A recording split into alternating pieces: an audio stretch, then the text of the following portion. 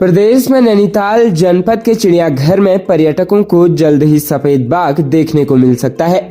ये सफेद बाघ दिल्ली से लाया जाएगा, इसके लिए बातचीत का दौर जारी है। जानकारी के मुताबिक दिल्ली के चिड़ियाघर के बाद अब नैनीताल के चिड़ियाघर में भी सफेद बाघ देखने को मिल सकेगा। दिल्ली चिड़ियाघर से सफेद बाघ नैनीताल लाने के लिए पत्राचार हुआ है।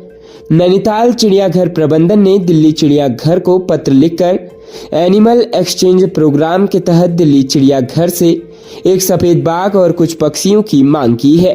जानकारी देते हुए चिड़ियाघर रेंजर प्रमोद तिवारी ने बताया, दिसंबर महीने में चिड़ियाघर प्रबंधन ने दिल्ली चिड़ियाघर को पत्र लिखकर बाघ समेत अन्य जानवर देने की मांग की, जिसके लिए नैनीताल चिड़ियाघर में सभी तैयारियां और औपचारिकताएं पूरी कर ली गई है। अब केवल दिल्ली चिड़ियाघर से बाघ को नैनीताल भेजने की संस्तुति मिलनी बाकी है। दिल्ली चिड़ियाघर प्रबंधन की सहमति के बाद एक दल नैनीताल से केंद्रीय चिड़ियाघर प्राधिकरण के नियमानुसार बाघ को लेने के लिए दिल्ली जाएगा, जिसके बाद जल्द ही नैनीताल के चिड़ियाघर में पर्यटकों और स्थानीय लोगों को सफेद बाघ के दीदार हो सकेंगे। बता दें कि उत्तराखंड के किसी भी जू में अभी तक सफेद बाघ नहीं है। नैनीताल चिड़ियाघर की बात करें तो यहाँ 3 बाघ और 8 गुलदार हैं। नैनीताल जनपद के हल्द्वानी में महिला ने अपने बहनोई के खिलाफ मुखानी थाने में धोखाधड़ी का मुकदमा दर्ज कराया है। पुलिस ने पीड़ित महिला की तहरीर पर आरोपी के खिलाफ जांच शुरू की। पुलिस से मिली जानकारी के अनुसार कमलुआ गांजा निवासी महिला ने मुखानी थाने में अपने बहनोई के खिलाफ धोखाधड़ी की तहरीर देते हुए कहा कि गाजियाबाद के विजयनगर निवासी उनके बहनोई LIC एजेंट हैं।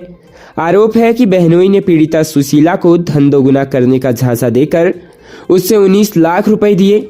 सुशीला ने यह धनराशि FD और 3 LIC की पॉलिसी तोड़वा कर दिए। आरोपी ने पीड़िता को पैसा LIC में लगाने संबंधी एक फर्जी रसीद भी दे दी। इसके अलावा पीड़िता ने बहनोई को ढाबा खोलने के लिए 4 लाख रुपए अलग से दिए। बहनोई ने 19 लाख रुपए के बदले 34 लाख रुपए देने का वादा कर रकम हड़प ली।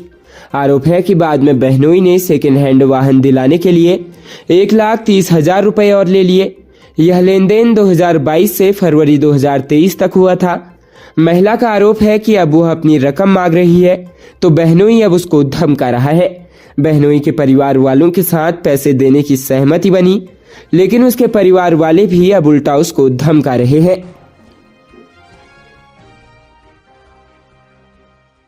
राज्य उत्तराखंड के हरिद्वार जनपद में चाइनीज मांझे के कारण एक और व्यक्ति की जान चली गई। मामला हरिद्वार में कुरुकुल इलाके का है। बताया जा रहा है कि बाइक सवार व्यक्ति के गले में अचानक से मांझा फंस गया, जिससे उसका गला कट गया और उसकी जान चली गई।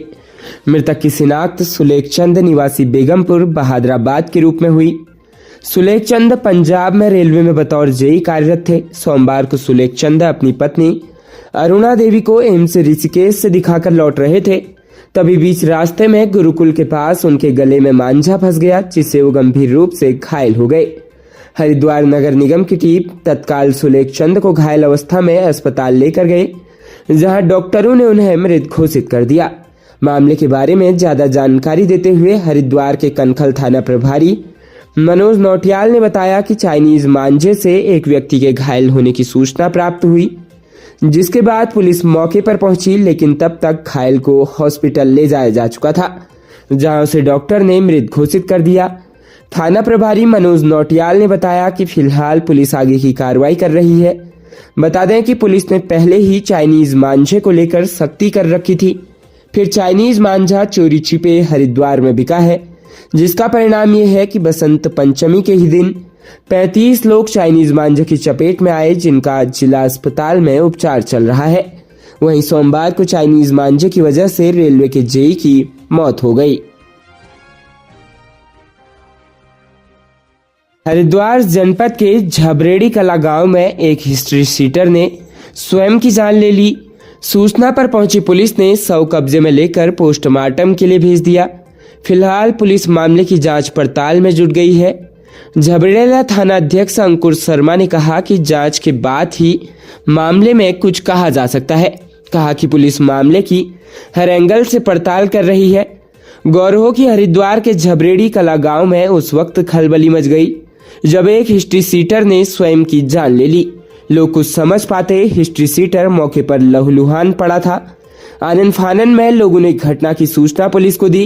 पुलिस के मुताबिक रुड़की के झबरेड़ा थाना क्षेत्र के झबरेड़ी कला गांव निवासी योगेश हिस्ट्री सीटर है। बताया गया है कि योगेश की घर के बाहर ही दुकान है। सोमवार की सुबह योगेश अपनी दुकान पर बैठा हुआ था। उसी समय योगेश ने खुदकुशी कर ली। लोगों ने योगेश को खून से लथपथ देखा तो हड़कंप मच गया। वहीं मामले की जानकारी पाकर पुलिस मौके पर पहुंची, लेकिन तब तक उसकी जान जा चुकी थी। घटना के बाद पुलिस ने शव को कब्जे में लिया और पोस्टमार्टम के लिए रुड़की के सिविल अस्पताल भेजा। फिलहाल पुलिस मामले की छानबीन में जुटी हुई है।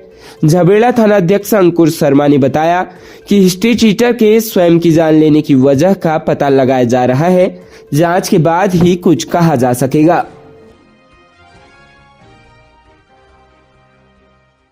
राज्य उत्तराखंड के बलभूलपुरा क्षेत्र निवासी एक युवक पर अपनी मामी के बेटे के अपहरण का आरोप लगा है। बच्चे की मां की तहरीर पर पुलिस ने आरोपी को गिरफ्तार कर लिया। पुलिस जांच में सामने आया है कि महिला और युवक के बीच काफी दिनों से प्रेम प्रसंग चल रहा था। कुछ दिन तक साथ रहने के बाद अनबन हुई तो आरोपी ने महिला के बेटे का अपहरण कर लिया, जिसके एवज में उसने मामी को अकेले लाल कुआं बुलाया। शिकायत पर पुलिस ने लाल कुआं से युवक को दबोचकर बच्चे को उसके चंगुल से मुक्त कराया। पुलिस के मुताबिक इंदिरा नगर की एक महिला कुछ समय से अपने भांजे के साथ ही रह रही थी। बीते दिनों युवक को छोड़कर वो घर लौट आई। इससे भांजा नाराज हो गया और उसने मामी को सबक सिखाने के लिए बेटे का अपहरण करने का मन बना लिया। वो टॉफी दिलाने के बहाने मासूम को घर से ले गया। बच्चा जब काफी देर तक नहीं लौटा तो महिला को चिंता हुई।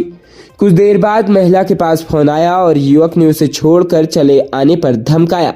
उसने मामी से अकेले वापस आने को कहा और ऐसा न करने पर बच्चे की जान लेने का धमकी दी।